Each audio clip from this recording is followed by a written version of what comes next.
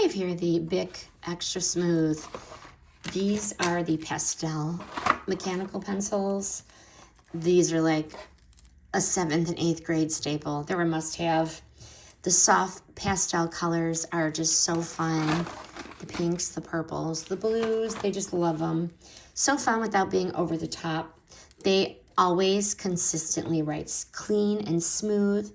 We use them for notes, homework, sketching. The lead does not smudge, and it does not break very easily. We love the built-in erasers, and these actually erase, which is nice. There's no mess. There is no tearing of the paper. That is a big difference when you're in a hurry in class trying to get something done. And what I really like is with one click, you can advance the lead, no sharpening. So it helps the transition from desk to document much quicker without having to get up and sharpen the pencil. Would I buy them again? Absolutely. We keep these on hand. They're reliable.